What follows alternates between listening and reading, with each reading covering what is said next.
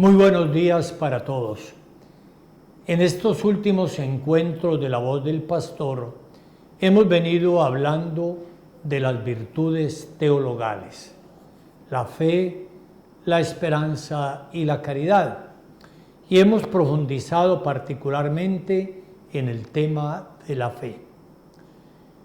Hoy íbamos a empezar el tema de la esperanza, pero me ha parecido prudente que en el día de hoy tratemos otro tema también de mucha actualidad, como es el de la reapertura de los templos. Y la próxima semana, Dios mediante, continuaremos con el tema de la esperanza.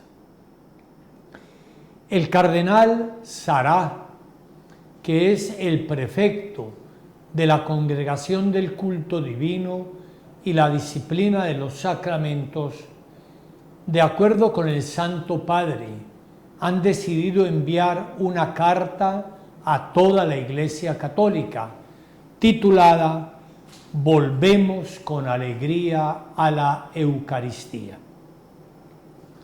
En algunas parroquias se han leído algunos trozos de esta carta, pero hoy quiero leerla toda y comentarla con ustedes, porque, repito, es un tema de mucha actualidad. Volver a la Eucaristía con alegría. La pandemia debida al virus COVID-19 ha producido alteraciones, no solo en las dinámicas sociales, familiares, económicas, formativas y laborales, sino también en la vida de la comunidad cristiana, incluida, lógicamente, la dimensión litúrgica. Para impedir el contagio del virus ha sido necesario un rígido distanciamiento social que ha tenido repercusión sobre un aspecto fundamental de la vida cristiana, el dicho por el Señor en Mateo 18:20, donde hay 2 o 3 reunidos en mi nombre, allí estoy yo en medio de ellos. O lo que nos recuerda Hechos 2, 42 a 44. Perseveraban en la enseñanza de los apóstoles, en la comunión, en la fracción del pan y en las oraciones. Los creyentes tenían un solo corazón y una sola alma. Sí, la dimensión comunitaria tiene un profundo significado teológico. Dios es relación de personas en la Santísima Trinidad. Crea al hombre en la complementariedad relacional entre hombre y mujer, porque como dice el libro del Génesis, no es bueno que el hombre esté solo. Se relaciona con el hombre y con la mujer y los llama a su vez a una relación con él. Como bien lo decía San Agustín, nuestro corazón está inquieto hasta que encuentre su descanso en Él, en Dios.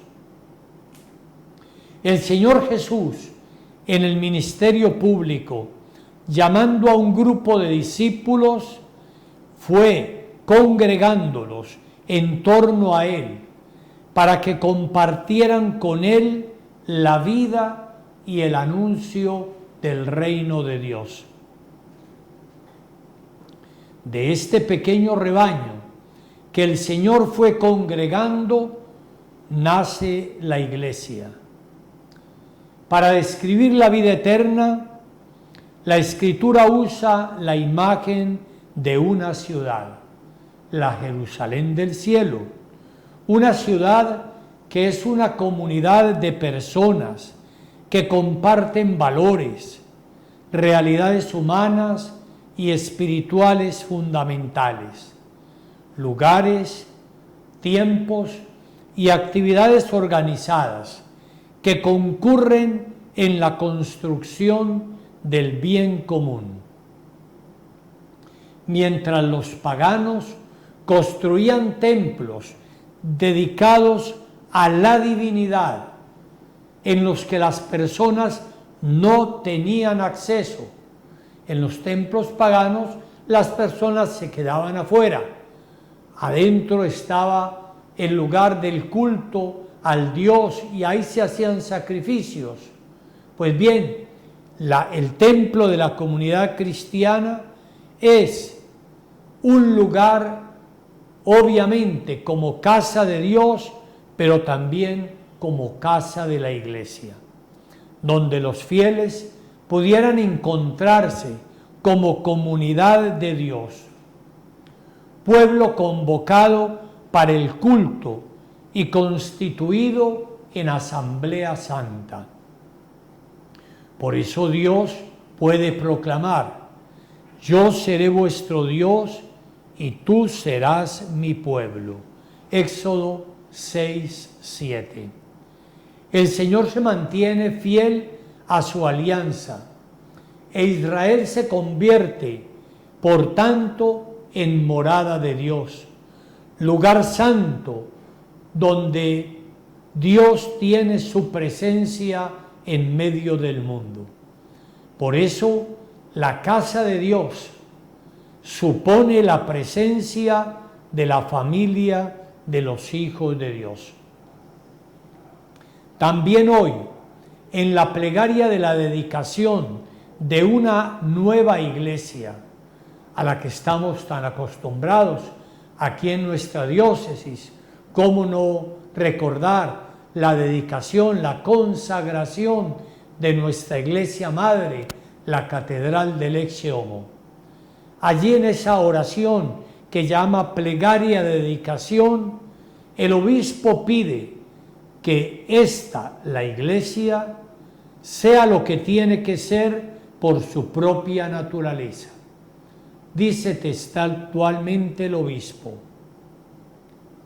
sea siempre lugar santo, que en este lugar el torrente de tu gracia lave las manchas de los hombres, para que tus hijos, Padre, muertos al pecado, renazcan a la vida nueva. Que tus fieles, reunidos junto a este altar, celebren el memorial de la Pascua, se fortalezcan con la palabra y el cuerpo de Cristo, que resuene aquí la alabanza jubilosa que armoniza las voces de los ángeles y de los hombres, y que suba hasta ti la plegaria por la salvación del mundo. Que los pobres encuentren aquí misericordia, los oprimidos encuentren la verdadera libertad, y todos los hombres sientan la dignidad de ser tus hijos, hasta que lleguen gozosos a la Jerusalén celestial. La iglesia, pues, la familia de los hijos de Dios, es una realidad eminentemente comunitaria. Dios no ha querido que los hombres se salven solos, sino en comunidad. Pero a su vez, el templo no es simplemente la casa de Dios, es la casa del pueblo de Dios. Por eso, en torno a ella se reúnen todos los fieles para escuchar la palabra, orar al Señor y recibir la gracia de los sacramentos.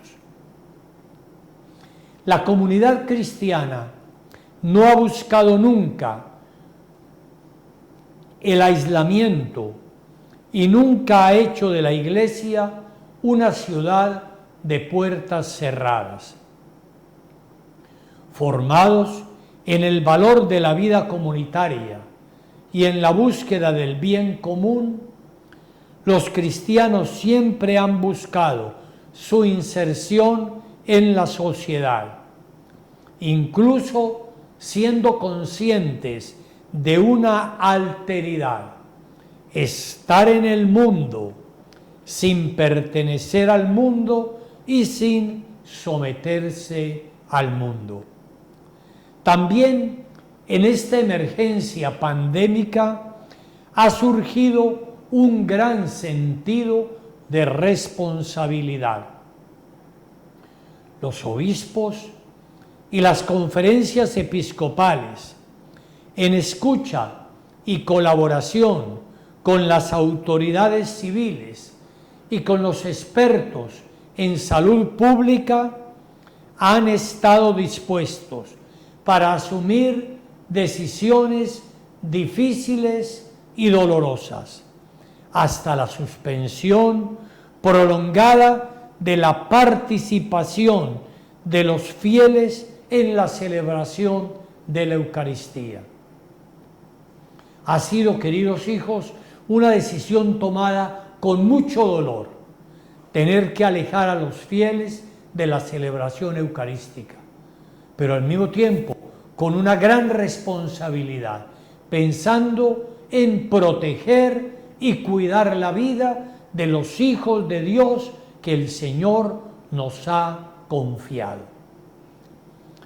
La congregación del culto divino, dice el cardenal Sará, está profundamente agradecida a los obispos por el compromiso y el esfuerzo realizados por intentar dar una respuesta del mejor modo posible a una situación imprevista y compleja.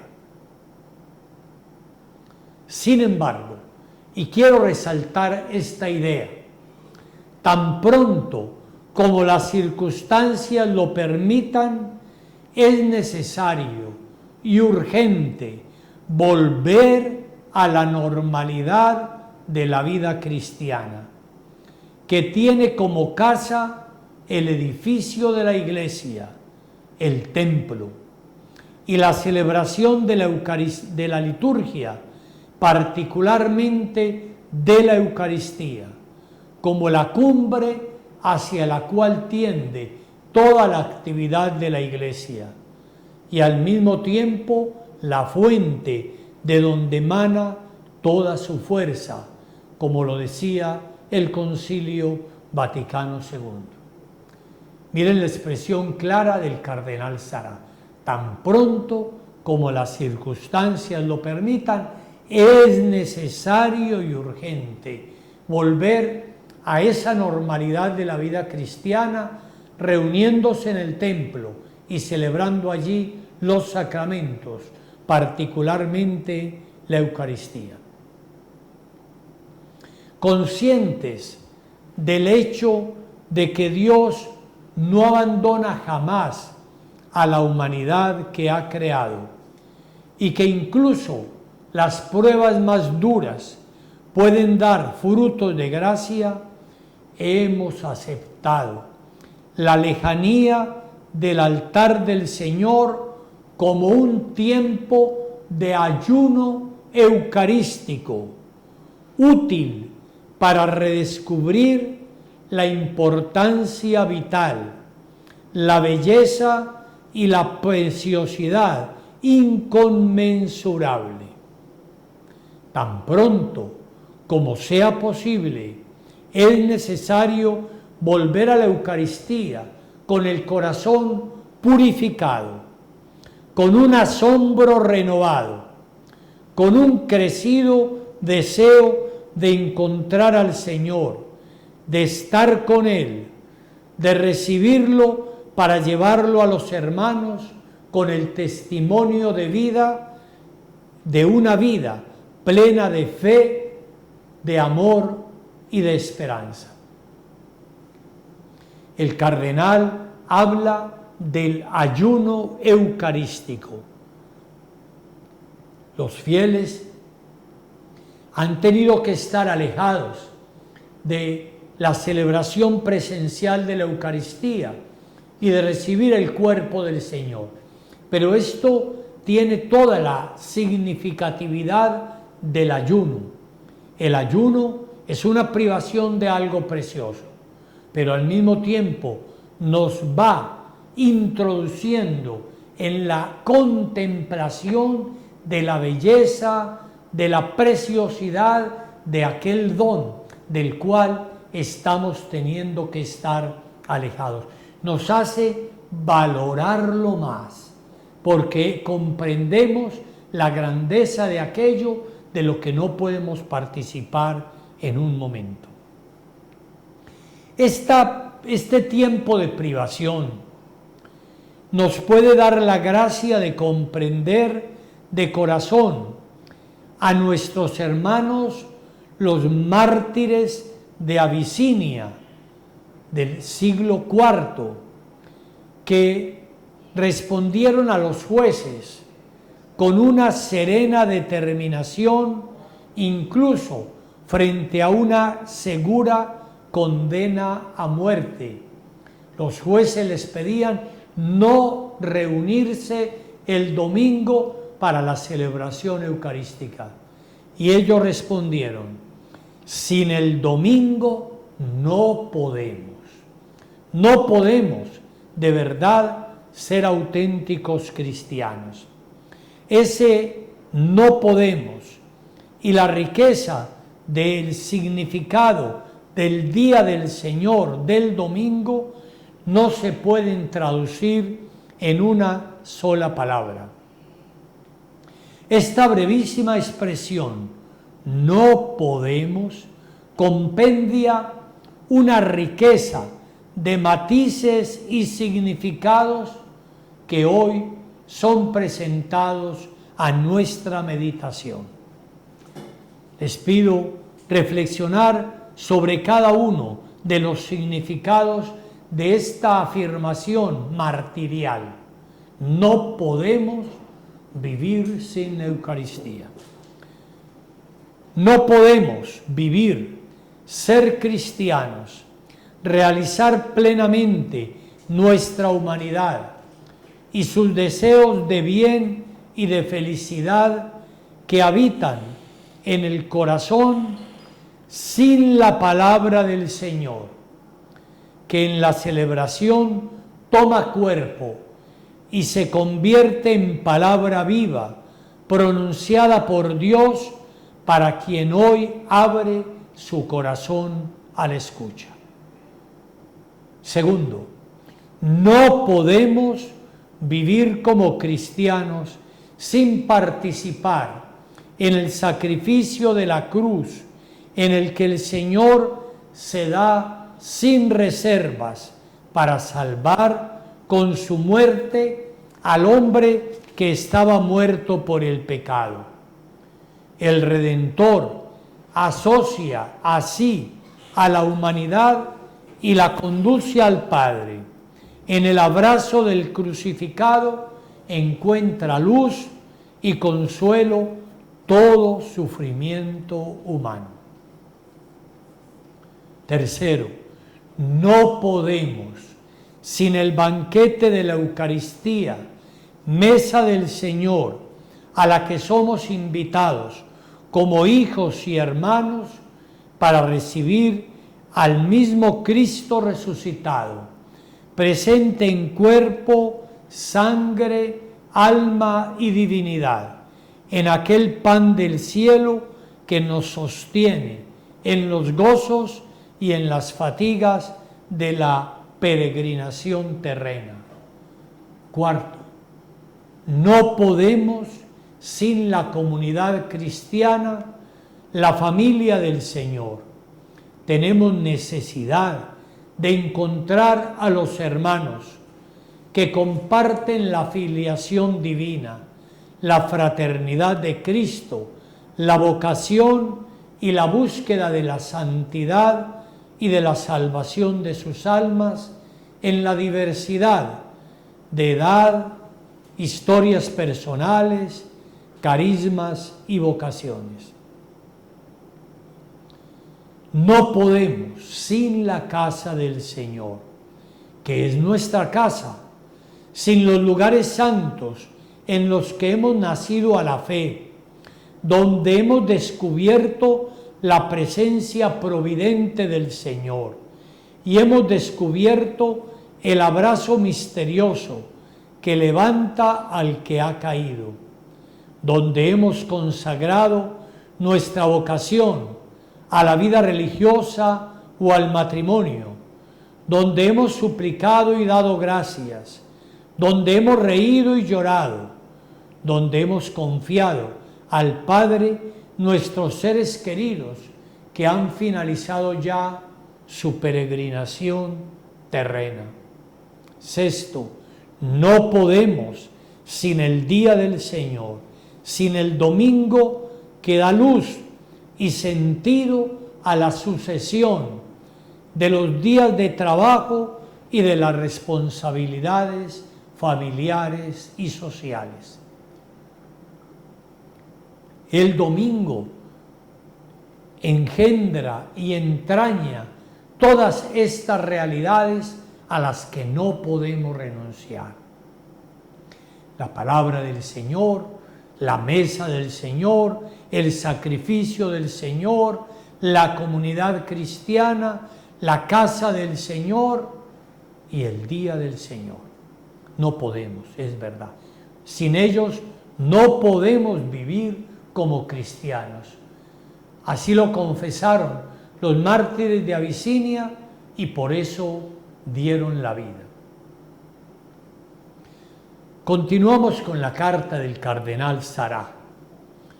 Aun cuando los medios de comunicación desarrollen un apreciado servicio a los enfermos y a aquellos que están imposibilitados para ir a la iglesia, y han prestado un gran servicio en la transmisión de la Santa Misa en el tiempo en que no había posibilidad de celebrarla comunitariamente, ninguna transmisión es equiparable a la participación personal o puede sustituirla.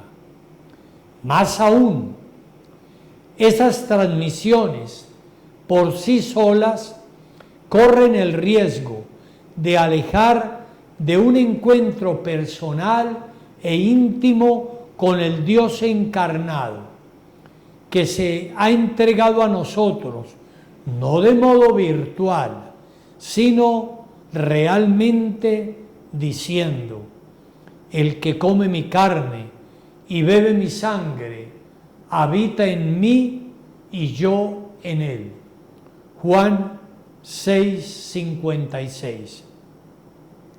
Este contacto físico, real con el Señor, es vital, indispensable, insustituible.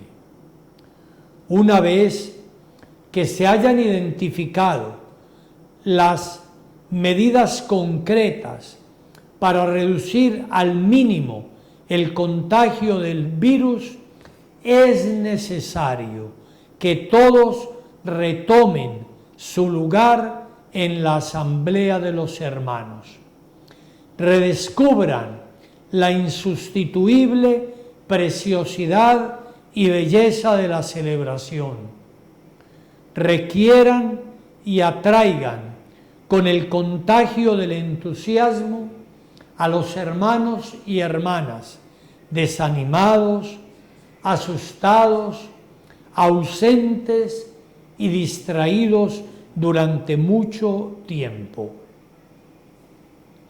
La congregación para el culto divino tiene la intención de reiterar algunos principios y sugerir algunas líneas de acción para promover un rápido y seguro retorno a la celebración eucarística.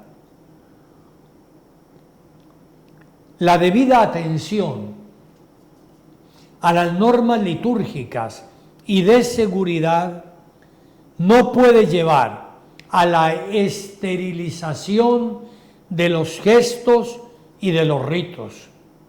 a la incitación, incluso conscientemente, de miedo e inseguridad de los fieles. Por ello, se confía a la acción prudente pero firme de los obispos para que la participación de los fieles en la celebración de la Eucaristía no sea reducida por parte de las autoridades públicas a una reunión más y no sea considerada como equiparable o incluso subordinada a formas de agregación recreativas. Hemos vivido esto en muchos países y también en nuestra patria. Se ha pretendido equiparar la reunión para la Eucaristía con reuniones deportivas, con conciertos, como si estuvieran en un mismo nivel, como si fueran simplemente una aglomeración de personas. Es el título que han querido darle. La Eucaristía no es una aglomeración de personas. Ya veremos que precisamente podemos celebrar la Eucaristía con un cierto distanciamiento social que en ningún modo propicia aglomeración que facilite el contagio. Ha sido la disculpa quizá para impedirnos muchas veces la celebración eucarística, equipararla con otras realidades que verdaderamente no tienen la posibilidad del distanciamiento social. Continúa el cardenal Sará. Las normas litúrgicas no son materia sobre la cual puedan legislar las autoridades civiles, sino solo las competentes autoridades eclesiásticas. Luego les voy a compartir varias normas que hemos dado los obispos de Colombia, precisamente que ayudan, por supuesto, al cuidado de las personas, pero que salvaguardan la riqueza, la majestuosidad y todo el sentido de la liturgia. Se facilite la participación de los fieles en las celebraciones, pero sin improvisados experimentos rituales y con total respeto a las normas contenidas en los libros litúrgicos que regulan su desarrollo. En la liturgia, experiencia de sacralidad, de santidad y de belleza que transfigura, se pregusta la armonía de la bienaventuranza eterna. Se tenga cuidado, pues, de la dignidad de los lugares, de los objetos sagrados, de las modalidades celebrativas, según la autorizada indicación del Vaticano II. Los ritos deben resplandecer con noble sencillez. Se reconozca a los fieles el derecho a recibir el cuerpo de Cristo y de adorar al Señor presente en la Eucaristía de los modos previstos, sin limitaciones que vayan más allá de lo previsto por las normas higiénicas emanadas por parte de las autoridades públicas o de los obispos. Aquí hay dos elementos claves en este párrafo. Por una parte, el derecho a recibir el cuerpo de Cristo. Sí, cuando se están abriendo los templos, la conferencia episcopal y la mayor parte de las conferencias episcopales del mundo han pedido que la comunión se pueda recibir en la mano. ¿Esto por qué? No como algunos piensan, con un fanatismo increíble, que es un sacrilegio. No, es algo permitido por los obispos en comunión con el Papa. Nadie se puede arrogar el lugar de todos los obispos y del Papa para decir que es sacrilegio recibir la comunión en la mano. No, en este momento estamos teniendo que hacerlo por cuidar la vida y salud de las personas. Es muy fácil cuando yo le doy a alguien la comunión que la persona me pueda mojar mis dedos con saliva. Es muy fácil y de hecho se da muchas veces. Y si yo después cojo una hostia con esos dedos untados de saliva de una persona que a lo mejor pueda tener el COVID, le estoy contagiando el COVID a una persona. Es por eso, es por respeto a la vida de cada una de las personas que nos son confiadas. No es por ningún otro afán. Obvio que a nadie vamos a obligar a que tenga que comulgar así en la mano. Si alguien en conciencia cree que es mejor no comulgar, pues no comulgue, pero se está privando de la gracia del cuerpo de Cristo, pan de vida, simplemente por unas posiciones que son fanáticas y que no están en comunión con la Iglesia. Pero a nadie vamos a obligar, respetamos siempre la conciencia de los fieles. Pero quiero que entiendan el motivo. El motivo es porque hay un riesgo real. No ha sido simplemente porque las autoridades públicas lo hayan determinado, sino porque las autoridades de la Iglesia lo han discernido de esta manera. ¿Cómo me voy yo a privar de recibir el cuerpo del Señor porque no quiero recibirlo en la mano? Y aprovecho para decir esto. Dicen que es que la boca es más sagrada que la mano. Hermanos, con la boca yo puedo pecar, puedo matar, puedo calumniar, puedo ofender. Claro, igualmente que con la mano. Así como puedo pecar con la boca, puedo pecar con la mano. Nadie puede decir que un órgano del cuerpo no peca. Cualquier órgano del cuerpo, los ojos pueden pecar mirando lo que no debe, los oídos escuchando lo que no debe, y así sucesivamente, los pies yendo a donde no debe. Cualquier órgano del cuerpo es susceptible de pecar, pero también cualquier órgano del cuerpo puede purificarse con la gracia de Dios. Por eso, pues, realmente quiero que entiendan cuál es el motivo por el cual a quienes pueden asistir a los templos les damos la comunión en la mano, respetando a quienes no quieran comulgar. A nadie vamos a obligar a hacerlo. Pero al mismo tiempo, este párrafo habla de una riqueza muy grande, que es la adoración del Señor en la Eucaristía. Fomentad espacios en los templos que se presten para la adoración. En algunos lugares de Valledupar se ha hecho en los atrios de los templos, sacando la custodia con el Santísimo a la puerta, y los fieles, con el debido distanciamiento, participan en actos de adoración a la Eucaristía. Qué iniciativa tan hermosa esta que les digo.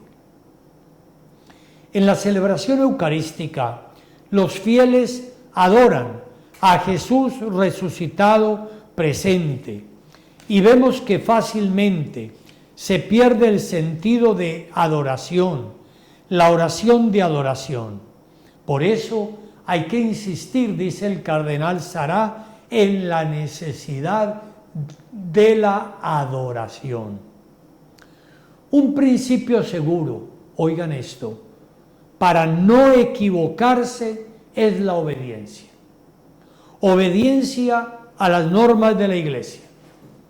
Obediencia a los obispos. En tiempos de dificultad, pensemos por ejemplo en las guerras, las pandemias, los obispos y las conferencias episcopales pueden dar normativas provisorias a las que se debe obedecer. La obediencia custodia el tesoro confiado a la Iglesia. Estas medidas, dictadas por los obispos y por las conferencias episcopales, finalizan cuando se vuelva a la normalidad. Miren la expresión del cardenal Sará, que el Papa ordenó publicar: un principio seguro para no equivocarse es la obediencia. No el capricho, no el fanatismo, no, la obediencia. ¿Y obediencia a quién? Al obispo, al papa, a la conferencia episcopal, que a veces tenemos que dar unas normas que no nos gustan. Por ejemplo, haber tenido que suprimir las Eucaristías presenciales durante todo este tiempo de pandemia y tener que decir que los fieles estaban dispensados de la participación en la Santa Misa. ¿A quién nos ha gustado? A ninguno. No nos gusta, pero las circunstancias nos llevan a tener que dar unas determinadas normas. Igualmente a la comunión en la mano. Principio seguro para no equivocarse es la obediencia. Igualmente para mí, mi obediencia al Papa. Si el Papa me dice algo, yo sé que Él es la piedra sobre la que Cristo quiso edificar su iglesia. Y yo como obispo no puedo decir, no, es que a mí no me gusta lo que dijo el Papa. No, principio seguro es la obediencia. La iglesia continuará protegiendo la vida humana en su totalidad. Esta testimonia la esperanza, invita a confiar en Dios, recuerda que la existencia terrena es importante, pero mucho más lo es la vida eterna. Nuestra meta es compartir la misma vida de Dios por la eternidad. Esta es la fe de la Iglesia, testimoniada a lo largo de los siglos por legiones de mártires y de santos. Un anuncio positivo que libera de reduccionismos unidimensionales, de ideologías, a la preocupación debida por la salud pública. La Iglesia une el anuncio y el acompañamiento por la salvación eterna de las almas, ciertamente.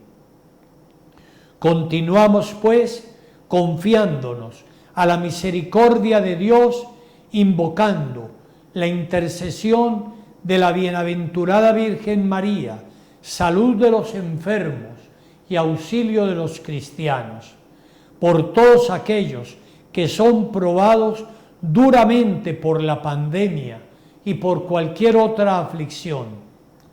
Perseveremos en la oración por aquellos que han dejado esta vida y al mismo tiempo removemos el propósito de ser testigos del resucitado y anunciadores de una esperanza cierta que trasciende los límites del mundo.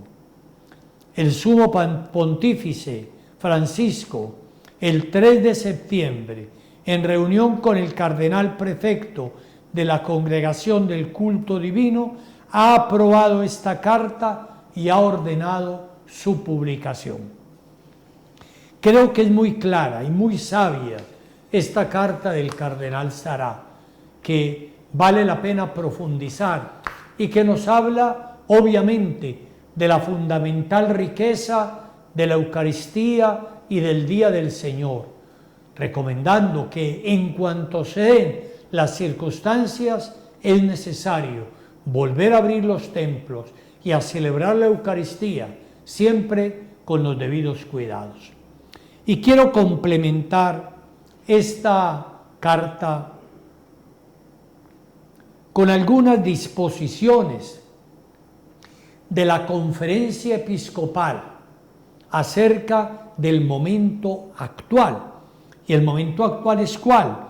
El que está viviendo nuestra patria a partir del 1 de septiembre, con el decreto 1076 que estableció, con el decreto 1168 que clausura el anterior decreto 1076 que había establecido el confinamiento obligatorio. Aquí hay varias claves que nos afectan en un sentido y también nos ayuda a nosotros. Este nuevo decreto, repito, el 1168 del 25 de agosto de 2020 sustituye el confinamiento obligatorio que hacía que todos tuviéramos que estar encerrados por lo que llama el aislamiento selectivo con distanciamiento social. Es decir, se eliminan las limitaciones a los derechos fundamentales de movimiento, reunión, cultos, etc., cumpliendo los protocolos de bioseguridad. Bueno, y las aglomeraciones de más de 50 personas, aunque con una salvedad que voy a decir posteriormente. En consecuencia, hay varias cosas que en este decreto nos afectan. En primer lugar, a partir del 1 de septiembre de 2020, hace 15 días largos, está autorizada la reapertura de los templos católicos y no católicos, por supuesto, en todos los municipios del país, sea que no estén afectados por el virus, sean de baja, moderada o alta afectación del COVID, siempre y cuando no impliquen aglomeraciones o no superen presencia de más de 50 personas. Es decir, en este momento el permiso está abierto. Obvio que hay circunstancias que pueden aconsejar que en un momento todavía no se dé la apertura total. Pienso, por ejemplo, en nuestro caso en la ciudad de Valledupar. Estamos en un nivel muy alto de la pandemia, lo que se llama el pico, la meseta de la pandemia, y ello nos ha llevado a que no es conveniente por el momento abrir todos los templos de una vez. Podríamos hacerlo, mientras la autoridad de aquí del municipio no hubiera prohibido expresamente con autorización del Ministerio del Interior y del Ministerio de Salud, que no los han solicitado. Ha sido por responsabilidad nuestra. Por eso hemos querido continuar con los 7 templos pilotos, pero siempre con la reducción de participación de personas, que no exceda 50 personas con el debido distanciamiento social. Y debido al toque de queda, pues en varias partes, pues no se está pudiendo celebrar la Eucaristía que se tenía prevista para las 6 o 7 de la noche. Entonces, lo primero es decir eso, podríamos ya tener abiertos todos los templos con el debido distanciamiento y protocolos de bioseguridad, pero en Valledupar hemos visto que por este mes de septiembre es conveniente también nosotros unirnos a las preocupaciones de la administración municipal para no abrir todos los templos, sino solo los que están autorizados. No es lo mismo en los pueblos. Ya en los pueblos, en muchos de ellos, se ha dado el permiso con la autorización de los alcaldes, se está celebrando.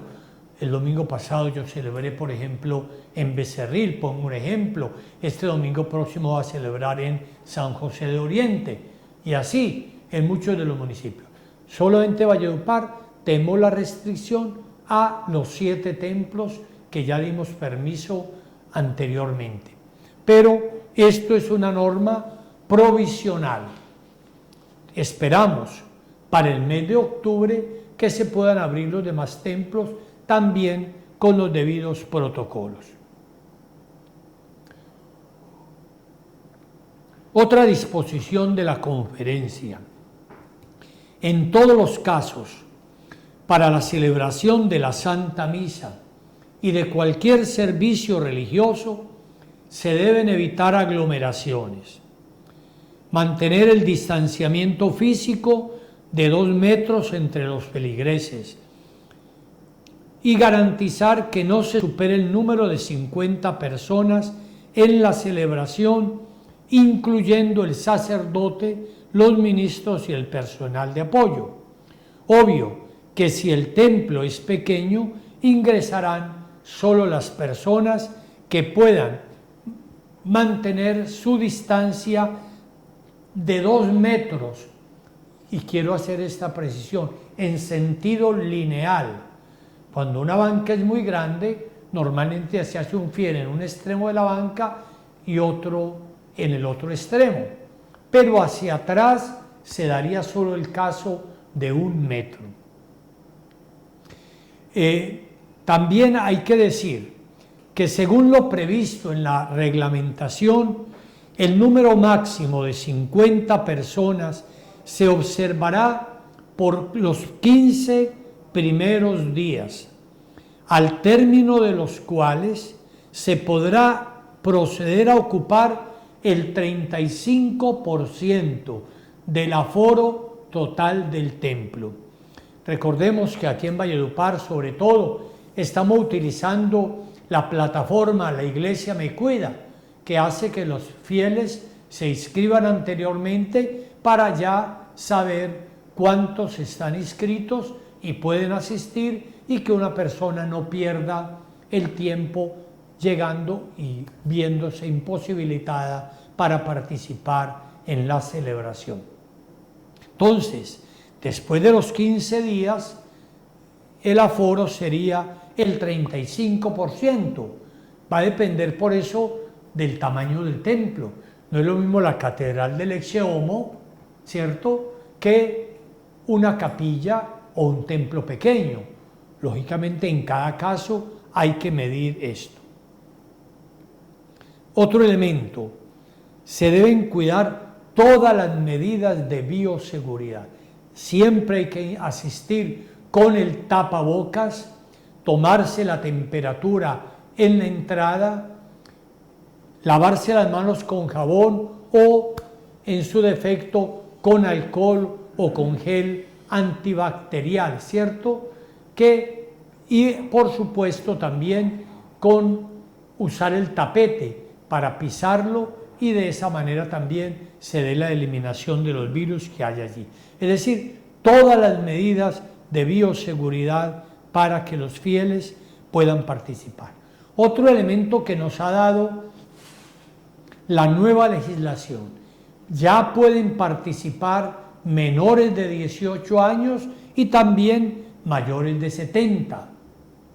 Obvio que se recomienda que una persona que está enferma, que tenga verdaderamente situaciones difíciles en su salud, no es conveniente que asista al templo por ahora, sí, pero teóricamente pueden asistir mayores de 70 años y menores también. Se recomienda que los menores vengan en compañía de sus padres. Ahora, todo esto que he dicho tiene una salvedad. Si un alcalde de un municipio de alta afectación solicita un permiso especial al Ministerio de Interior y al Ministerio de Salud, podría restringirse de nuevo la participación y la apertura de los templos, pero para eso necesita una autorización especial. Nosotros en Valledupar ha sido por responsabilidad que hemos dado esta norma de conservar solo los templos que habían sido previamente autorizados.